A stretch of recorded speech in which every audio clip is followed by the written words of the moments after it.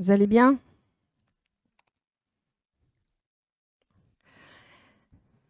Vous allez aller mieux, vous allez voir. Je veux être encouragée par ce que Dieu fait et ce qu'il déverse comme espoir dans le cœur de ses enfants. Alors, on va aborder, je crois, la dernière session sur tout ce que j'ai apporté au fur et à mesure de ces... ici, ce sera la 6e fois, connaître la justice de Dieu. Je pense que c'est la dernière session, je vais arriver au bout de ça. Enfin, il y a encore tellement de choses à dire, mais voilà, je vais vous parler de ce que j'ai là et on verra ce que le Saint-Esprit mettra sur nos cœurs. On avait vu donc différentes questions, je ne vais pas cette fois-ci les énumérer. Et une des dernières questions était: est-ce que le diable peut me forcer à pécher? Et on avait commencé donc à développer la question. Et nous avions vu que le diable ne peut pas nous forcer à faire quoi que ce soit. Mais afin de nous faire pécher, parce que le péché commence avec la tentation, mais que la tentation vient lorsque Satan, le diable, soupçonne des désirs dans notre cœur. Et on avait vu comment on donne naissance à ces désirs. Et donc, j'avais expliqué que c'était au travers de ce que l'on voit, de ce que l'on entend ou ce qu'on choisit de regarder ou ce qu'on choisit d'écouter. Alors, et de toutes ces sortes de choses qu'on médite dans nos pensées, nos têtes, parce que tout ce qui se passe là, c'est le premier champ de bataille.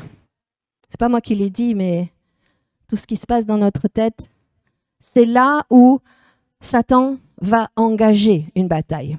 Parce que celui qui possède votre âme, votre tête, vos pensées, c'est celui qui va gagner. OK?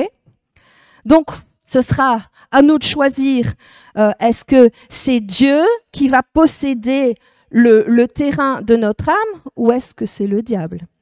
Donc, on avait également vu que le diable ne pouvait pas faire tomber Jésus parce qu'il ne trouvait rien en lui. Et le passage était dans Jean 14, verset 30.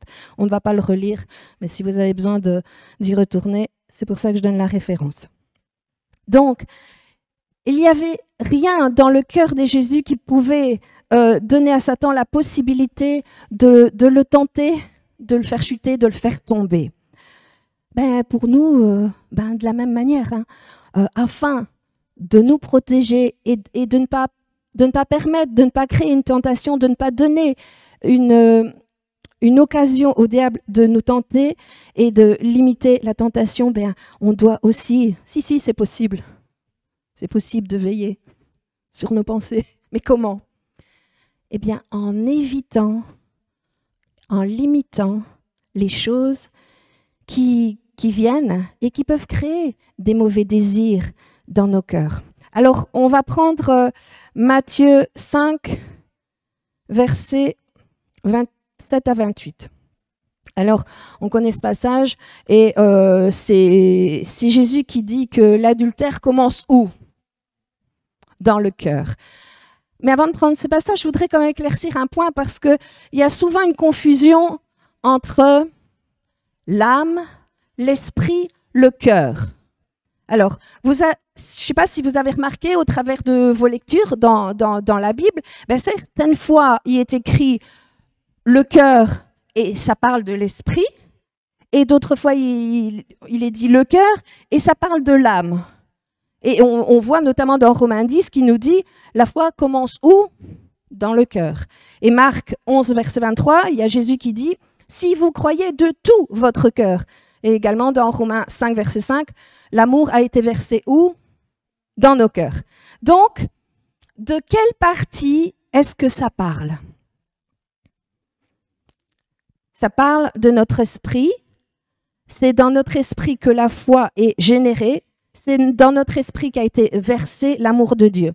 Mais nous voyons aussi que d'autres fois, Jésus dit, et on va prendre donc le passage donc, de Matthieu 5, versets 27 et 28.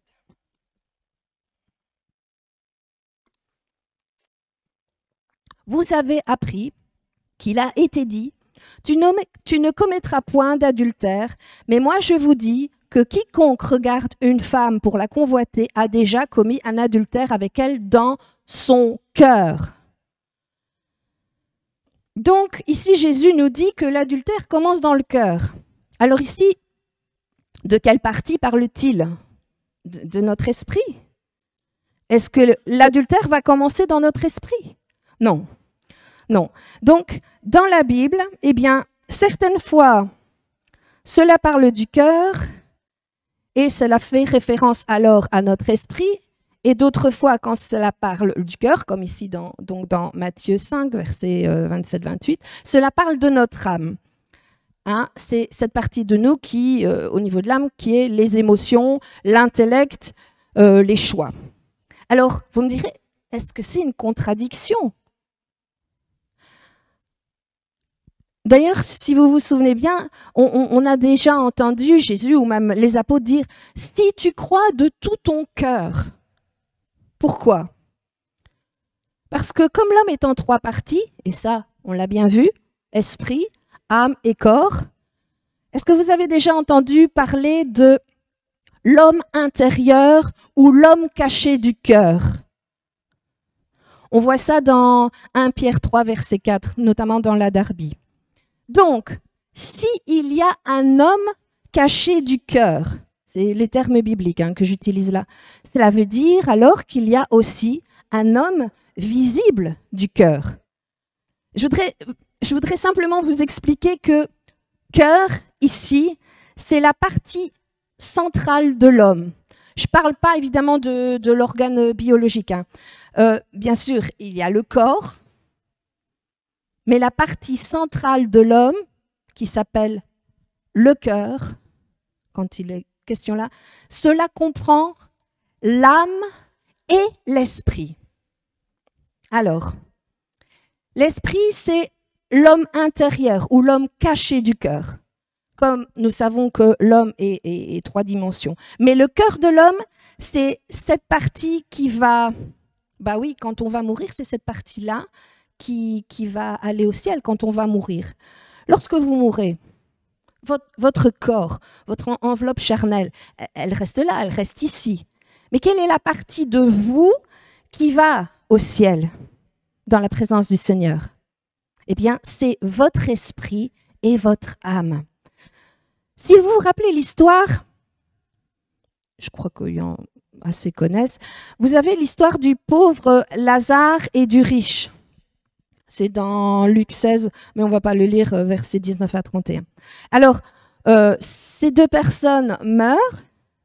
Il y en a un qui va aller en enfer et il y en a un qui va aller au paradis, en résumé.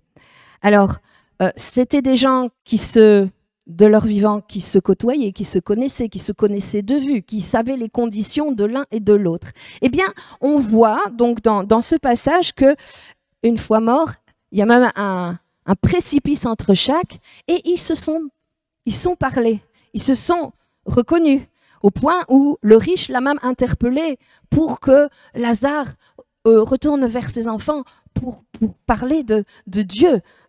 Et il demande même de lui donner un petit peu à boire et tout ça. Mais donc, on se rend compte là, dans cette histoire, qu'ils avaient toujours leur personnalité. Ils s'étaient reconnus.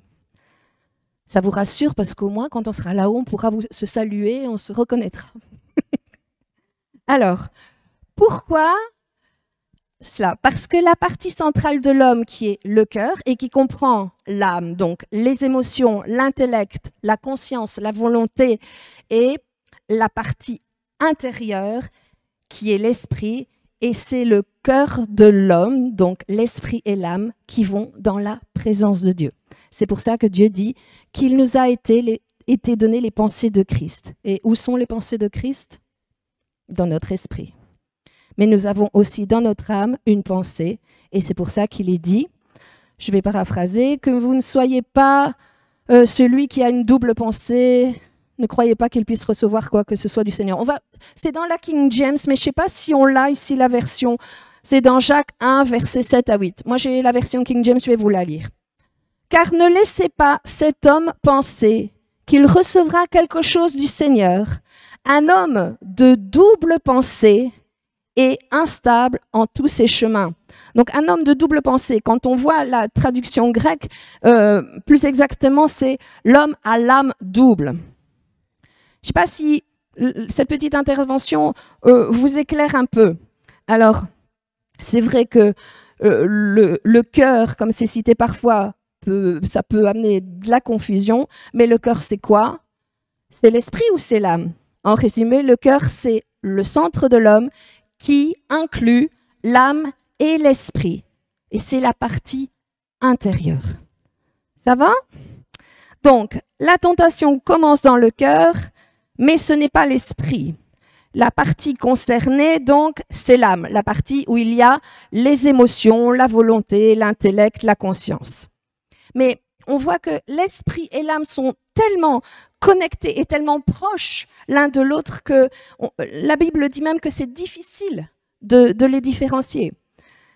C'est-à-dire de voir ce qui est de l'âme et ce qui est de l'esprit. On va prendre Hébreux 4, verset 12.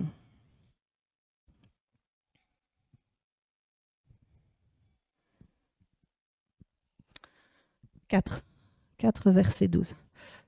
Car la parole de Dieu est vivante et efficace, plus tranchante qu'une épée quelconque à deux tranchants, pénétrante jusqu'à partager âme et esprit, jointure et moelle, elle juge les sentiments et les pensées du cœur.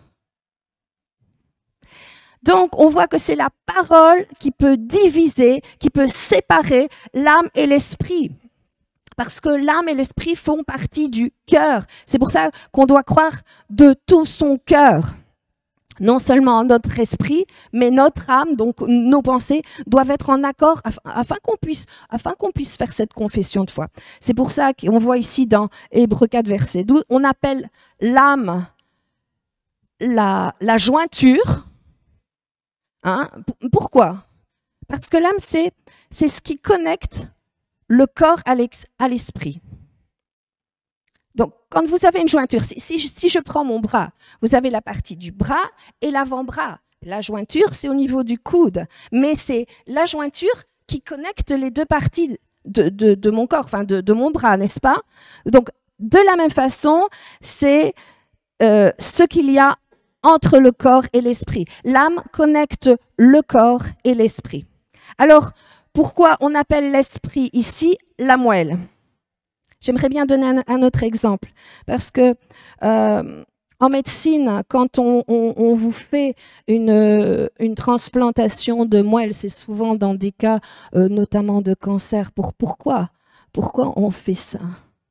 Parce que c'est dans la moelle qu'il y a la vie. Amen. Et même dans le spirituel, c'est dans la moelle qu'il y a la vie, et c'est dans notre esprit qu'il y a la vie de Dieu. Vous voyez ce que j'essaye un petit peu d'illustrer ici.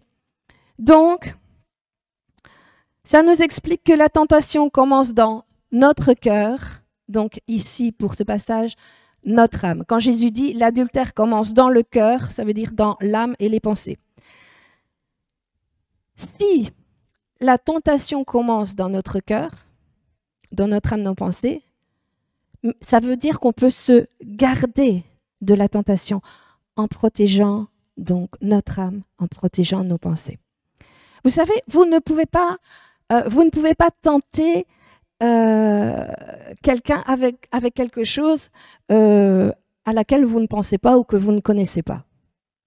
Si vous ne savez pas ce que c'est que le chocolat, j'ai beau essayer de vous dire prends un petit morceau, tu verras, c'est délicieux.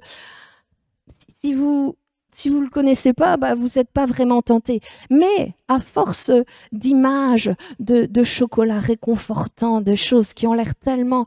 On fait des publicités où vous avez des images où c'est très alléchant. Et bien là, ça commence il y a une idée qui commence à rentrer dans les pensées et ça va créer un désir. Et ce désir, qu'est-ce que ça va faire? Ça va commencer à créer une tentation. Hein, j'essaye d'illustrer ça. On voit notamment que dans Proverbe 4, et je veux mettre attention là, parce que je ne suis pas ici pour mettre les gens sous la loi, hein, avec des commandements, des interdictions, parce que nous marchons par l'esprit et on est sous la grâce. Amen. Donc on ne va pas se mettre sous des commandements avec des règles, tu peux pas ci, tu peux pas ça. Mais on veut laisser le Saint-Esprit nous guider. Mais je veux simplement vous montrer les dangers. Parce que Satan, il a infiltré le monde avec sa propagande, avec tellement de choses. Je ne sais pas si vous vous souvenez, il y a quelque chose qui a été énorme. Il y a quelques années, si vous vous souvenez du massacre à Columbine.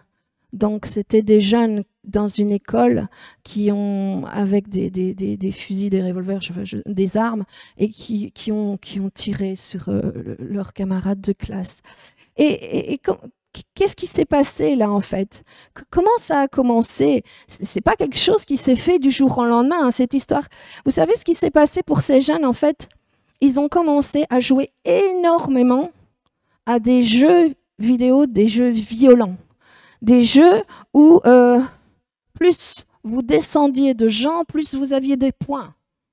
C'est hallucinant, mais et ils se sont vraiment, ils ont passé énormément de temps devant ça. Il y avait, c'était vraiment une invitation au meurtre. Et voir ça pendant 2 heures, en fait, ils ont nourri leurs pensées continuellement et leur cœur. Et avec tout ça, et à cause de la violence et de ce qu'ils ont vu, et sans s'en rendre compte, en fait. Ils ont été conditionnés, ils se sont fait envahir. Ils ont été tentés de faire ces choses parce que ça semblait tellement cool dans le jeu. Et ces choses-là sont entrées dans leur cœur et ils ont mis à exécution tout ce qu'ils avaient mûri dans leur cœur, accepté comme pensée, accepté comme image. Donc, j'ai pris un exemple extrême, mais c'est quelque chose qui s'applique à plein de domaines de notre vie. Hein. Il ne faut pas croire que, bon, là, ça paraît énorme, mais ça commence même dans des petites choses. Ça semble insignifiant au départ, et puis on commence à accepter ça, et puis on tombe dans le panneau. On va prendre Proverbe 4, versets 20 à 27.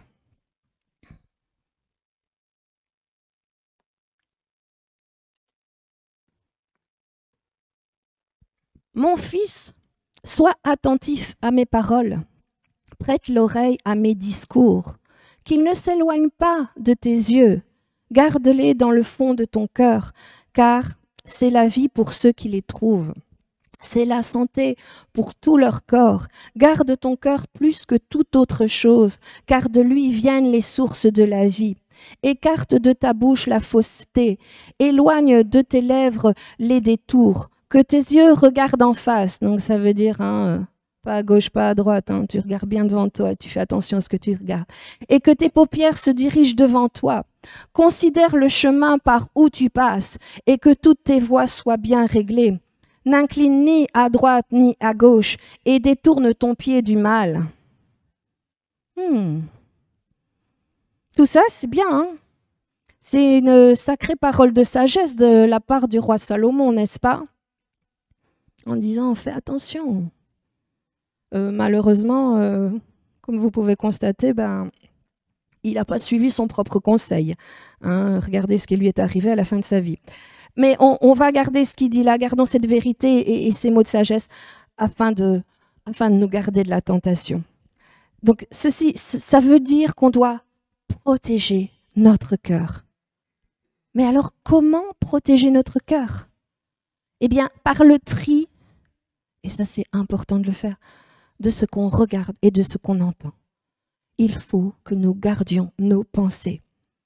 On voit notamment que dans 2 Corinthiens 10, j'ai dit que, on a dit que nos pensées, ils font partie de notre cœur et que nos pensées sont le champ de bataille de Satan. Et c'est ça qu'il va essayer d'obtenir. Si il arrive à obtenir vos pensées, à posséder vos pensées, bah alors il gagne la bataille. Et c'est pour ça qu'on doit faire attention. Et on doit se secouer lorsque on se surprend à penser, à réfléchir, à cogiter, à méditer quelque chose. Alors oui, j'ai utilisé le mot méditer, mais vous savez ce que c'est que la méditation? Alors, la méditation orientale, c'est vider l'esprit. Et la méditation, selon la Bible, c'est remplir notre esprit avec des bonnes choses. C'est remplir nos pensées avec la parole de Dieu. Mais il y a toute forme de méditation. Vous savez que les soucis, c'est une forme de méditation aussi. Mais quand on dit aux gens, méditer sur la parole jour et nuit afin que tu observes selon ce qui est écrit et alors tu auras du succès et alors tu prospéreras dans tes voies. On dit aux gens de méditer sur la parole. Alors là, on médite comment? Comment on fait? Mais je ne sais pas méditer, moi. Mais j'ai envie de vous dire, vous méditez tous les jours et vous ne le savez même pas. Est-ce que vous vous êtes fait du souci hier? Bah oui. Et ben alors, c'est de la méditation. À force de penser à quelque chose, imaginez, vous êtes allongé le soir sur votre lit et ça cogite, ça cogite. Bah oui, vous méditez. Vous vous faites du souci. Vous pensez. Oui, c'est une forme de méditation. C'est pas une bonne, mais... Donc, mais il faudrait qu'on puisse en arriver à faire la même chose avec la parole de Dieu. Alors là ça ce serait super. Et on pourrait dominer et arriver à dominer nos pensées. On va prendre 2 Corinthiens 10, versets 3 à 5. Si nous marchons dans la chair, nous ne combattons pas selon la chair, car les armes avec lesquelles nous combattons ne sont pas charnelles, mais elles sont puissantes par la vertu de Dieu pour renverser des forteresses.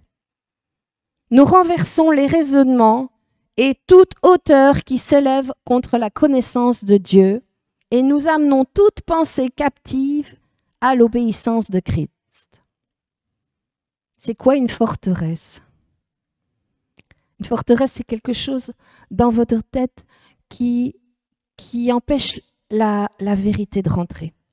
Lorsque le diable vous bombarde avec des pensées, si toutes ces pensées, tu ne les soumets pas à la parole de Dieu, alors tu vas continuer d'y penser, continuer d'y penser. Et qu'est-ce que ça devient un raisonnement. Et c'est quoi un raisonnement? Alors, raisonner, un raisonnement, ça veut dire que tu commences à argumenter, à analyser, à décortiquer, à répliquer avec la parole de Dieu. C'est comme si c'était un débat engagé.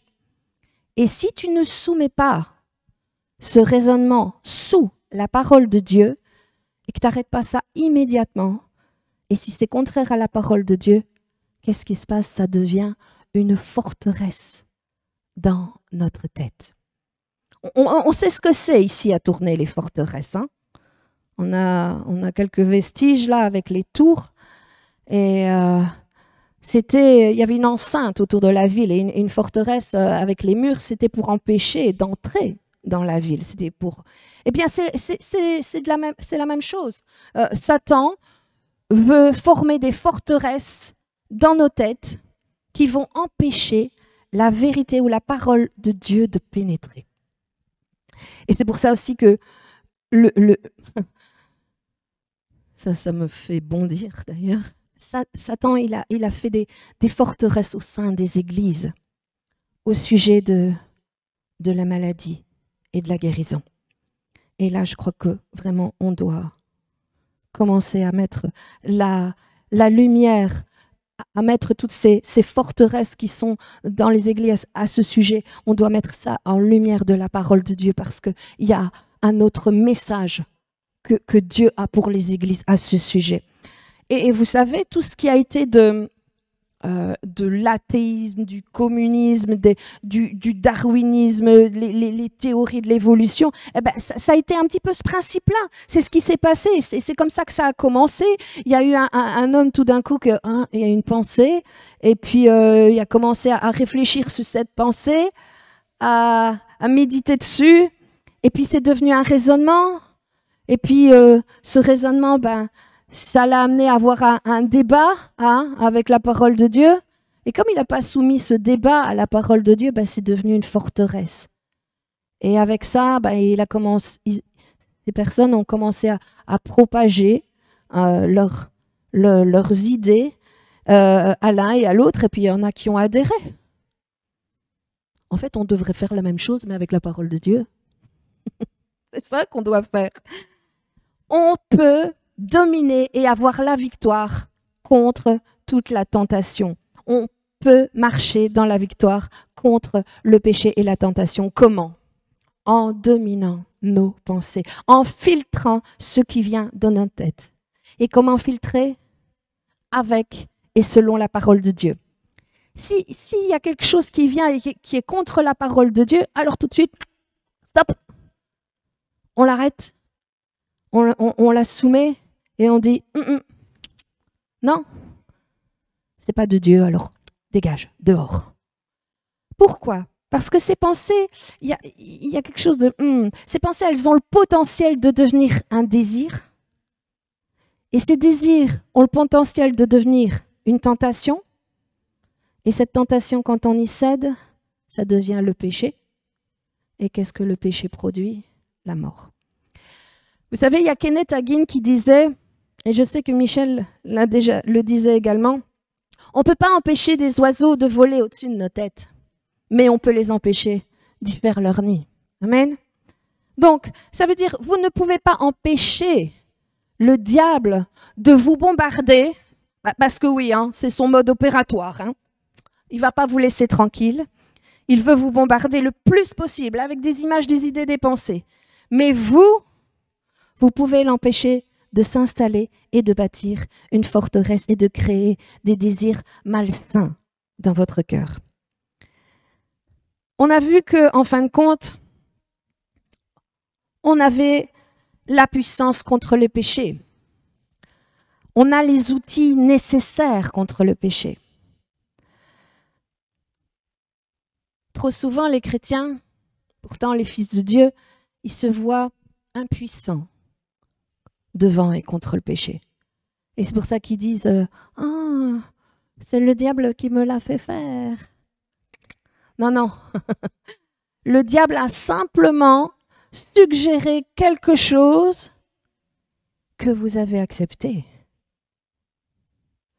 Vous savez, il est important de savoir et d'avoir une bonne perspective. Pour moi, quelqu'un qui dit « Ah, c'est le diable qui m'a fait faire », c'est comme si, en fin de compte, il disait « Le diable est tout puissant, il a la puissance de nous forcer ». Excusez-moi, mais quand Adam a été tenté dans le jardin, le diable, il n'a pas forcé du tout. Je crois que s'il avait voulu en imposer, je crois que s'il avait voulu le forcer et le contraindre à quelque chose, il aurait pris une autre apparence qu'un insignifiant serpent, non? Je sais pas, genre T-Rex.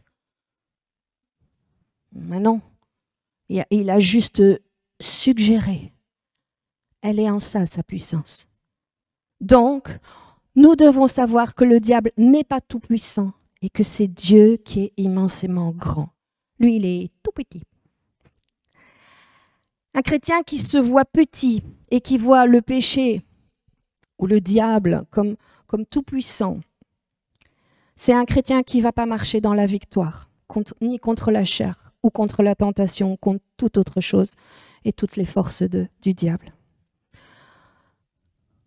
On a vu précédemment que dans les réalités de notre rédemption, qu'on a été notamment adopté en tant que fils de Dieu.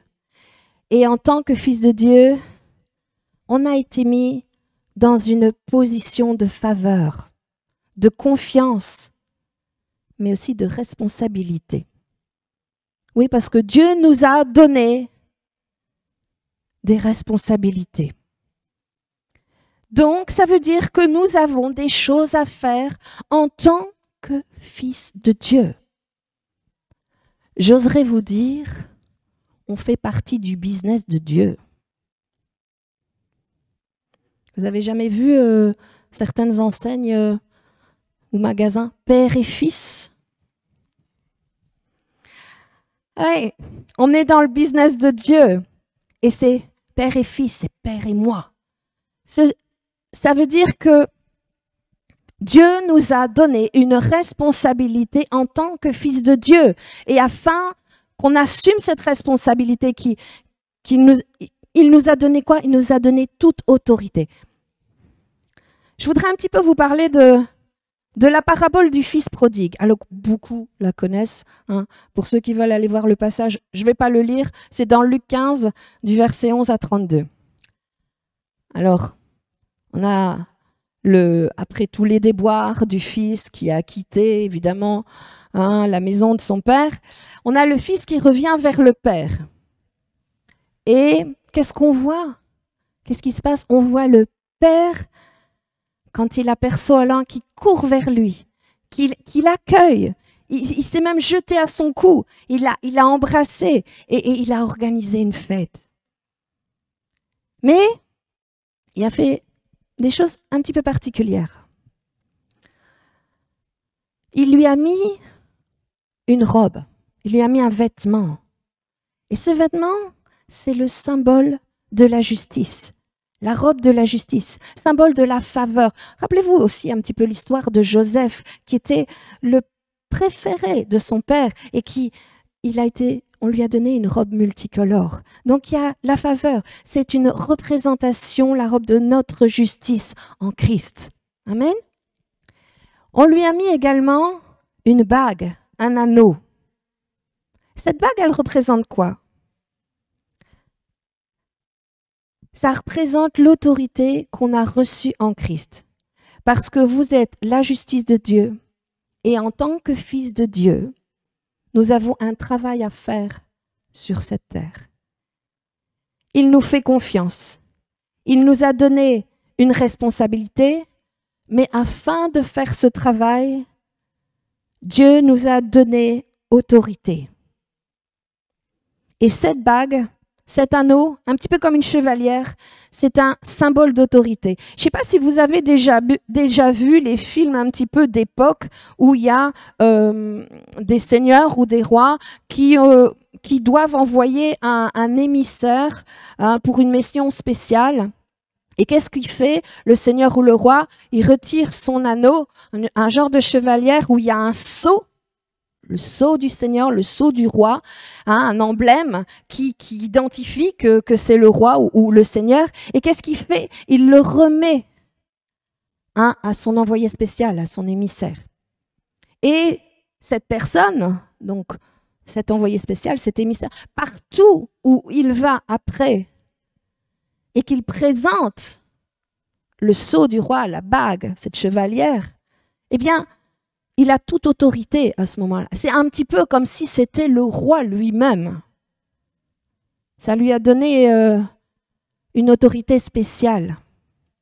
Alors, Dieu, parce que nous sommes ses fils, nous a donné toute autorité. Il nous a donné le nom de Jésus. Et c'est pour ça que dans Marc 16, Jésus dit, « Ces signes vont suivre ceux qui croient. En mon nom, ils vont chasser les démons. En mon nom, ils vont imposer les mains sur les malades. Nous avons reçu toute autorité. » Amen. Gloire à Dieu.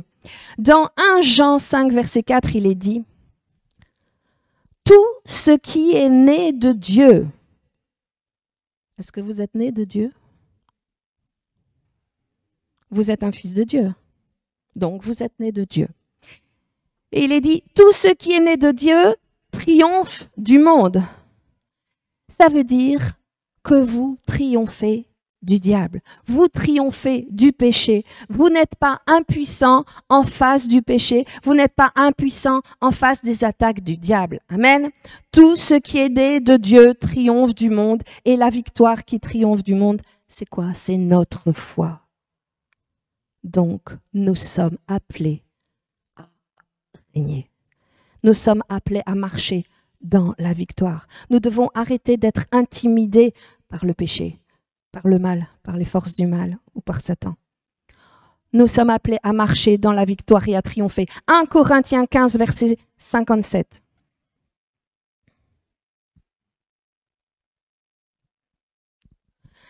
Mais grâce soit rendue à Dieu, qui nous donne la victoire par notre Seigneur Jésus-Christ. 2 Corinthiens 2, verset 14. Grâce soit rendue à Dieu, qui nous a fait toujours triompher en Christ. C'est bon ça? On doit s'approprier ça. Ça doit faire partie de nos privilèges d'enfants de Dieu. On doit marcher dans la santé, on doit marcher dans les bénédictions de Dieu et on doit marcher dans la paix et dans l'harmonie. Amen. On va prendre Romains 5, verset 17.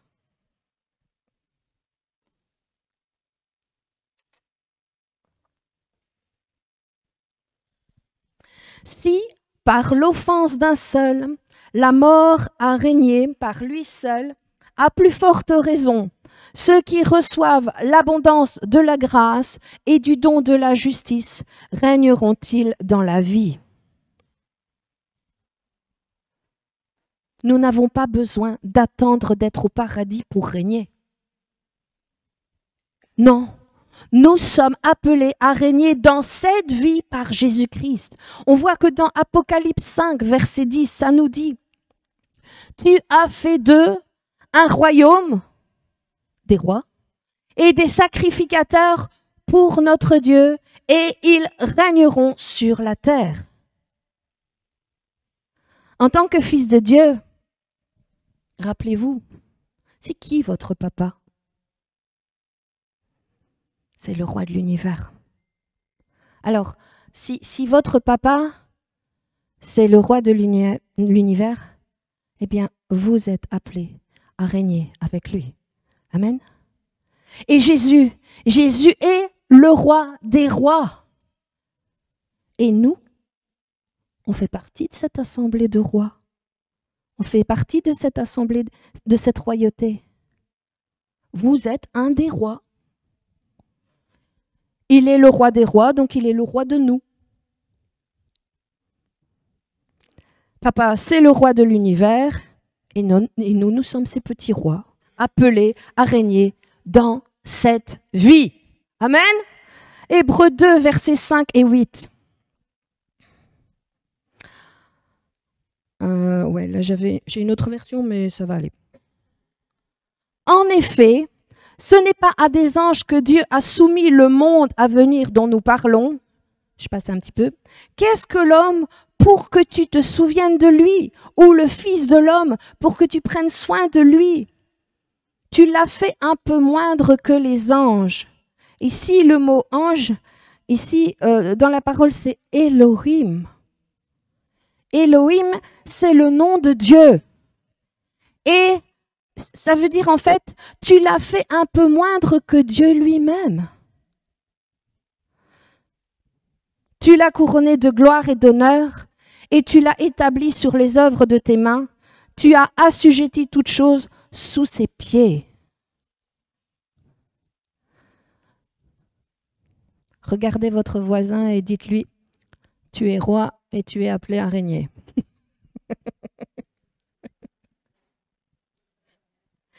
Mais oui, tout ça, ça veut dire qu'on est appelé à régner dans cette vie et dans ce monde. On est appelé avec le nom de Jésus qui est notre chevalière, notre anneau, ce sceau d'autorité. Oui, c'est le nom de Jésus qui nous donne cette autorité. Je me souviens d'un exemple que Michel prenait de cette petite femme agent de police, pas bien grande, pas très épaisse, mais qui, lorsqu'elle faisait ça, même un camion de je ne sais pas combien de tonnes, il stoppait. Parce que il reconnaissait qu'elle était l'autorité. C'est pas parce qu'elle était très forte et musclée, hein, non, non, mais juste parce qu'elle a l'autorité. Et c'est à ça qu'ils la reconnaissent. C'est à son autorité. Donc, quand nous déclarons le nom de Jésus, eh ben c'est ça que l'ennemi voit. L'autorité qui est dans le nom de Jésus. C'est comme si on montrait l'anneau, le sceau. Au nom de Jésus. Amen. Donc, et afin de régner et d'exercer cette autorité, on doit utiliser le nom de Jésus. On voit dans Jean 14, verset 12, lorsque Jésus dit « Celui qui croit en moi fera aussi les œuvres que je fais et en fera de plus grandes. » De quoi il parle ici? De quel genre d'œuvre parle Jésus? C'est quoi les œuvres dont Jésus parle quand il dit les mêmes œuvres que je fais, vous allez les faire? C'était quoi les œuvres de Jésus? Il révélait la vie des gens, il prophétisait, il guérissait les malades, il chassait les démons, calmait les tempêtes, multipliait le pain et les poissons, ressuscitait les morts, marchait sur l'eau. Bah oui, pourquoi pas? Moi, je suis sûre que si on est dans une impasse et que le seul moyen d'en sortir, c'est de pouvoir marcher sur l'eau, bah Dieu le fera. Il y a plein de témoignages à ce sujet, donc j'invente rien. Jésus a dit les mêmes œuvres. C'est pas question d'essayer quelque chose, hein. Mais lorsqu'on fait les œuvres, on le fait par la foi. Et croyez-moi, je crois que s'il est question de vie ou de mort, la foi, vous l'aurez. Et pourquoi pas? Pourquoi pas toutes ces choses? Nous devons absolument renouveler nos pensées pour déjà guérir les malades. Et aussi, on verra après, pour ressusciter les morts. J'oserais dire, il faut se voir méditer et à se voir faire des miracles, à se voir guérir des malades. On doit s'attendre à faire des œuvres que Jésus faisait, voire même ressusciter les morts. Et comment est-ce qu'on peut faire ça? Comment ces choses peuvent faire? Eh bien, il faut s'y attendre. Et il faut méditer là-dessus. On se voit faire ces œuvres-là. On se voit guérir les malades. On se voit restaurer les membres des infirmes. On se voit ressusciter les morts. Amen. Rappelez-vous ce qu'on a dit. Vos actions vont suivre vos pensées. Si dans tes pensées tu te vois, tes actions vont suivre. Donc vos actions vont suivre vos pensées. Recevez ça par le Saint-Esprit. Si certains d'entre vous vous dites moi je veux me voir faire des miracles, moi je veux me voir guérir des malades et ressusciter des morts, ça ne va pas arriver du jour au lendemain. Hein. C'est vrai. Mais ça va être quand vous commencez à vous y attendre. Il faut enlever les limites. Alors comment on enlève les limites? C'est dans nos pensées. Donc nos actions vont suivre nos pensées. Et quand on commence à se voir, avec la puissance, avec l'imagination, on se voit guérir les malades. On se voit ressusciter les morts. Vous n'allez jamais avoir l'expérience de quelque chose à laquelle vous ne vous attendez pas. Si vous ne vous attendez pas à guérir les malades, alors vous n'allez jamais guérir les malades. Si vous ne vous attendez pas à ressusciter des morts, alors. Donc, nous sommes appelés à régner. C'est ça qu'on appelle les fruits de la justice. C'est quand on a compris notre justice, qui nous sommes, la justice de Christ, et qu'on est fils de Dieu. Et nous sommes appelés à régner avec toute autorité. Alors les fruits, ils vont être produits à cause de cette justice. Et ce sera les mêmes fruits qui ont été produits dans la vie de Jésus. c'est-à-dire avec les miracles, les prodiges, les guérisons, les morts ressuscités. Pourquoi Jésus faisait ça aussi facilement? Parce que Jésus n'avait aucune peur en face de la maladie. Jésus n'avait aucune peur devant la mort, parce qu'il savait, il connaissait sa justice. Il savait qu'il avait la faveur de son Père. Il savait qui il était, un fils de Dieu. Il n'avait aucune limite, parce qu'il n'avait aucune cognition du péché. Vous vous souvenez? Et parce qu'il n'avait aucune cognition de péché, alors il n'y avait pas de barrage qui le limitait. Rien ne l'arrêtait d'imposer les mains sur les malades, ou de parler à la mort, ou de multiplier du pain. Oh, rendez-vous compte, quand on en arrive à ça, et qu'on est débarrassé de cette conscience, cette cognition de péché, et qu'on marche dans une bonne conscience, qu'on sait qui nous sommes dans l'esprit, c'est-à-dire juste, parfait, accompli, identique à Jésus. Quand on en arrive à comprendre qui nous sommes de plus en plus, on va commencer à produire les mêmes fruits de justice que Jésus produisait. Amen. Parce qu'on est appelé à régner.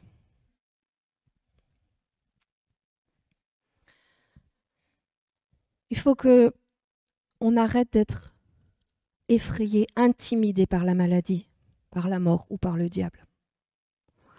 On voit dans Ésaïe 14, et on ne va pas le prendre, et je vais paraphraser. Il est dit qu'un jour, on va regarder en bas et on va voir le diable et on va être, j'oserais dire, confus. Parce qu'on se dira, mais quoi? C'est ça? C'est ça qui fait trembler les nations? C'est ça qui m'a donné autant de soucis? C'est ça qui m'a fait arrêter de faire ce que Dieu me demandait de faire? C'est ça? Oh, non.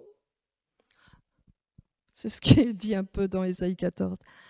Alors, on doit arrêter d'être intimidé et de voir le diable comme tout-puissant.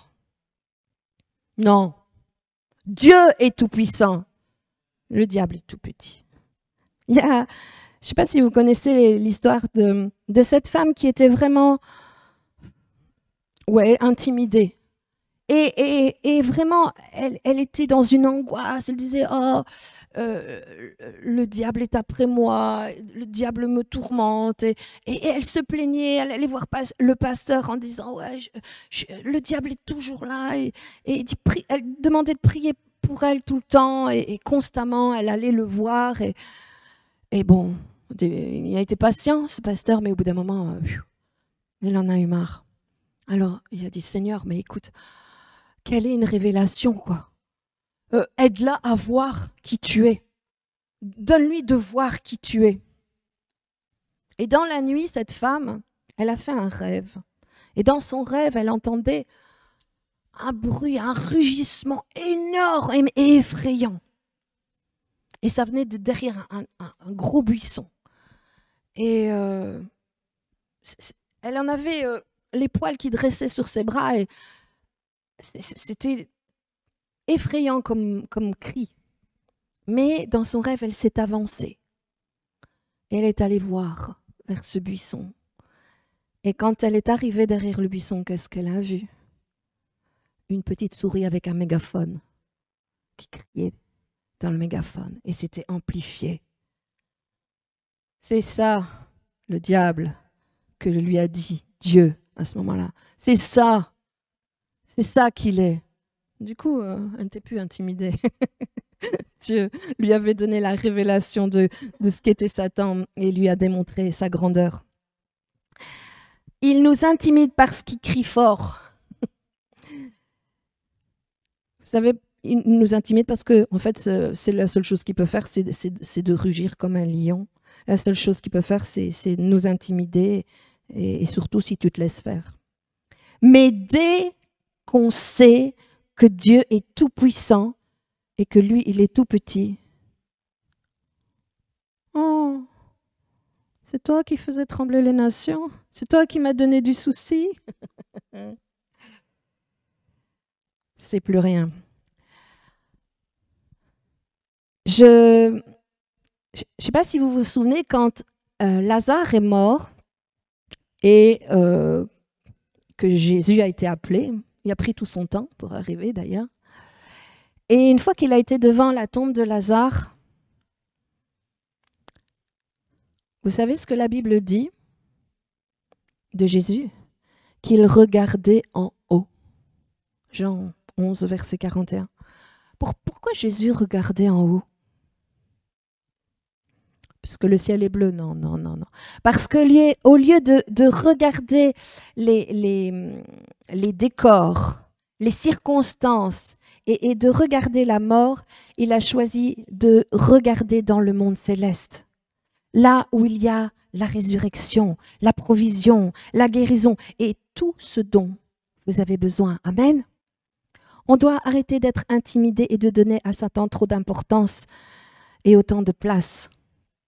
Et nous devons nous découvrir en tant que fils de Dieu. C'est là notre position. Amen.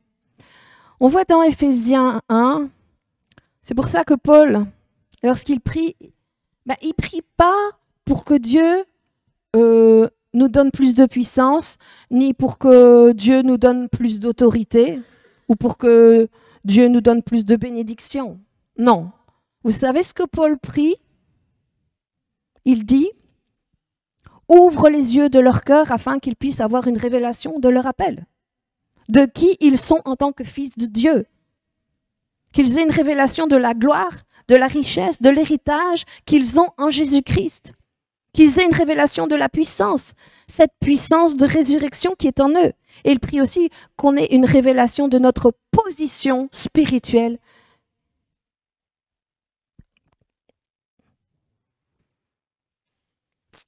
Cette position spirituelle qu'on a par rapport à l'ennemi.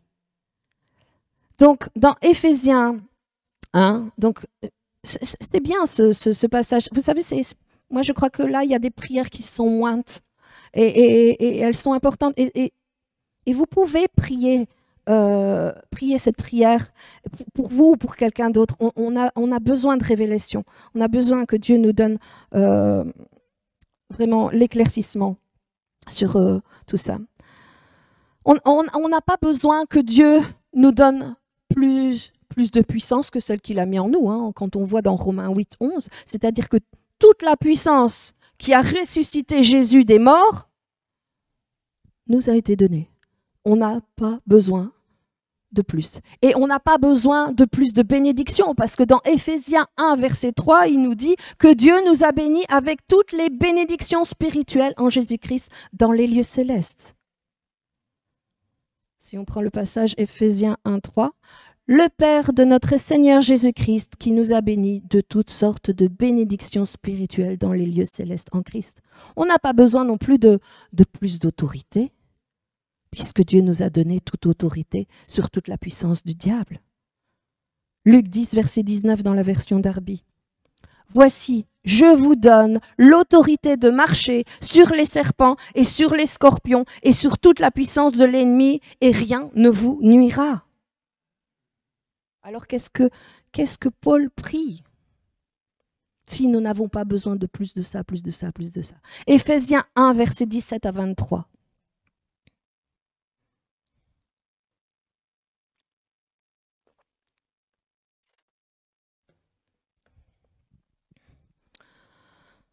Que le Dieu de notre Seigneur Jésus-Christ, le Père de gloire, vous donne un esprit de sagesse et de révélation dans sa connaissance, et qu'il illumine les yeux de votre cœur pour que vous sachiez quelle est l'espérance qui s'attache à son appel, quelle est la richesse de la gloire de son héritage qu'il réserve aux saints, et quelle est envers nous qui croyons l'infinie grandeur de sa puissance, se manifestant avec efficacité par la vertu de sa force. Il l'a déployé en Christ en le ressuscitant des morts. C'est ça la puissance, et elle est en nous. Et en le faisant asseoir à sa droite dans les lieux célestes, au-dessus de toute domination, de toute autorité, de toute puissance, de toute dignité et de tout nom qui se peut nommer, non seulement dans le siècle présent, mais encore dans le siècle à venir. Il a tout mis sous ses pieds et il l'a donné pour chef suprême à l'Église qui est son corps, la plénitude de celui qui remplit tout en tous. Paul, merci. Alors, petite question. Où est Jésus? Assis à la droite du Père. Loin au-delà de toute domination, de toute autorité. C'est ce qu'on a lu. En le faisant asseoir à sa droite, dans les lieux célestes, au-dessus de toute domination, de toute autorité, de toute puissance, de toute dignité, de tout nom qui peut se nommer. Il a tout mis sous ses pieds. Toute la puissance du diable, toutes les dominations de ce monde, que ce soit les esprits de cancer, les dépressions, la pauvreté, la confusion, c'est-à-dire toutes les œuvres du diable, tout a été mis sous ses pieds. Vous êtes OK? On va remarquer le verset suivant, à partir du 22. Il a tout mis sous ses pieds. Et il a donné pour chef suprême à l'Église qui est son corps. Alors je vous repose la question, où est Jésus? Il est assis à la droite du Père, au-dessus des dominations et de toute puissance du diable. Dieu a tout mis sous ses pieds. Mais alors ses pieds font partie de quoi? De la tête ou du corps? Du corps. Ses pieds ne sont pas rattachés à son cou, n'est-ce pas? Il y a un corps entre deux. Qui est le corps? Nous sommes le corps. Qu'est-ce que ça veut dire? Que si vous êtes le corps, la tête n'est pas là-bas et le corps de l'autre côté. Vous êtes toujours attaché. La tête est toujours attachée au corps.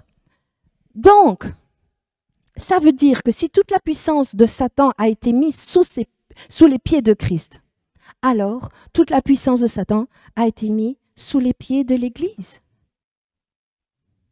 Donc, même le petit doigt de pied le plus petit, qui fait partie du corps de Christ, est loin au-delà de toute la puissance du diable. Amen?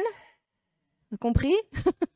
Alors, lorsqu'on est en face de la maladie, en face des œuvres du mal, de la tentation ou tout ce que Satan essaye de faire pour nous détrôner, puisqu'on doit régner, pour nous faire chuter, alors, qu'est-ce qu'on doit faire? Au lieu de regarder en face à face, au lieu de regarder la maladie en face et essayer de faire un bras de fer avec le diable, non, on n'a pas besoin de se battre contre le diable, parce que la bataille, elle a déjà été gagnée. Amen. Ça veut dire que si vous êtes en Christ, même si vous êtes le petit orteil, vous êtes assis à la droite du Père, loin au-delà de toutes les œuvres de Satan, de toutes les œuvres du diable. Et quand vous êtes face à face avec un problème, arrêtez de le regarder en face.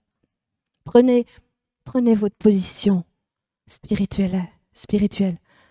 Vous êtes loin au-delà. Spirituellement, vous êtes assis à la droite du Père, loin au-delà de toute la puissance de Satan. Arrêtez d'être intimidé avec la maladie, avec les œuvres du diable. Prenez votre position spirituelle. Regardez et ayez la perspective de Dieu. Et regardez comme Dieu regarde. Regardez le problème d'en haut. Parce que vous êtes à la droite du Père, loin au-delà. Amen. Et alors vous regarderez et vous direz, ah, c'est ça qui fait trembler les nations. C'est ça qui m'intimide. C'est ça qui me donne du souci, qui m'empêche de dormir. La plupart des chrétiens, le problème c'est qu'ils restent justement en face à face. Alors, je dois lutter contre le péché, je dois lutter contre la maladie ou le problème. Non. Comme j'ai dit avant, on doit avoir une perspective spirituelle. On doit se voir dans l'esprit et voir notre position spirituelle qui est à la droite du Père, en Christ, loin au-delà de toute la domination et de tout nom qui peut se nommer. Amen. Vous savez, une église qui arrête d'être intimidée, c'est une église qui va commencer à marcher dans la victoire et qui va commencer à faire la différence. Et c'est à ça que la Bible nous appelle. Éphésiens 3, verset 10 dit « Afin que les dominations et les autorités dans les lieux célestes connaissent aujourd'hui par l'Église la sagesse infiniment variée de Dieu. » C'est l'Église qui doit remettre à sa place Satan. L'Église, c'est vous et moi. Nous sommes appelés et nous sommes fils de Dieu. Il nous a donné une responsabilité et toute autorité afin de remettre le diable à sa place. Souvent, c'est vrai, les églises prient et demandent d'envoyer un réveil. Mais comment est-ce que le réveil va venir? Eh bien, quand le croyant va s'élever dans sa justice et commencer à comprendre qui il est. Et il va se dire, « Ah, mais moi, j'attends pas que Dieu fasse quelque chose. » Mais oui, parce que Dieu a déjà fait quelque chose. Mais oui, il m'a rendu juste. Alors moi, faut vraiment que je me réveille dans ma justice. Hein. Là, tu vas avoir un réveil. Et autour de toi. Là, tu vas voir les malades être guéris. Là, tu vas voir les gens commencer à marcher dans la victoire. Quand vous regardez l'histoire de l'Église ou différents réveils, si vous analysez un peu comment ça a commencé, eh bien, ce sont justement des hommes et des femmes qui ont réalisé leurs responsabilités et ils se sont dit, d'accord, ok, si Jésus a dit que je ferai les mêmes œuvres qu'il a fait, moi je veux les faire, et même les plus grandes. Et s'il me l'a promis et qu'il l'a dit, alors ouais. Je vais croire sa parole et je vais commencer à marcher selon sa parole. Je vais commencer à marcher dans son autorité. C'est ces personnes-là qui ont décidé. Et alors ça s'est passé. Le réveil a commencé et la parole s'est propagée. Les choses se sont faites. On n'a pas besoin d'attendre que Dieu fasse quelque chose ou de le supplier ou demander d'envoyer plus de puissance, hein, ou quand on le supplie d'envoyer un réveil. Vous savez, moi je crois que Dieu nous regarde et se dit, mais alors, je leur ai donné tous les outils nécessaires. Je leur ai donné l'autorité, je leur ai donné la puissance, le Saint-Esprit, je leur ai donné un héritage, mon nom, mais qu'est-ce qu'ils ont besoin de plus ? Si seulement on pouvait commencer à réaliser. C'est pour ça que ces messages depuis 6 sessions sur la justice sont tellement importants. Lorsqu'on arrive à comprendre et à se retirer du dessous de la condamnation et de ce complexe d'infériorité et qu'on commence à marcher avec assurance et qu'on développe une relation intime avec Dieu, on commence à savoir que Dieu veut nous utiliser plus qu'on l'imagine et plus qu'on le veut. Amen. À ce moment-là, avec confiance, on commence à faire les mêmes œuvres que Jésus faisait. Oh, je voudrais vous parler d'un exemple. Et je suis sûre que vous avez déjà vécu cette expérience. Vous rencontrez quelqu'un, parlez un peu avec elle, et vous vous rendez compte que cette personne, elle a besoin de prière. Et elle est malade. Et le Saint-Esprit vous dit, allez, vas-y, parle-lui de la parole. Vas-y, impose-lui les mains. Et tout d'un coup, qu'est-ce qui se passe? Il y a la condamnation qui arrive. Il y a la conscience, la cognition du péché qui vient et qui vous dit, mais pour qui tu te prends? T'as vu ton attitude? Tu t'es pas mis en colère tout à l'heure? Pour qui tu te prends? Tu crois que tu vas imposer les mains et que les choses vont se faire? Dieu ne peut pas t'utiliser comme ça. Regarde la fois passée. Ça n'a pas marché. Tu n'es Pas capable. Vous voyez un peu ce que je veux dire? Ça sent le vécu. Hein. Mais lorsqu'on a compris notre justice, on apprend à marcher, non pas par la chair, selon nos émotions, une fois en haut, une fois en bas, une fois en haut, une fois en bas, le chrétien yo-yo, vous voyez ça? Non, non, on commence à marcher dans l'esprit en sachant qui nous sommes dans l'esprit et que Dieu nous voit dans l'esprit et que Dieu veut nous utiliser. On est appelé à être des vaisseaux par lesquels Dieu peut se manifester et manifester son amour. Amen. Je vois qu'il est déjà bien tard, donc je vais arrêter là. Je vais vous souhaiter un bon dimanche et méditez à la lumière de la parole de Dieu. Amen. Que le Seigneur vous bénisse.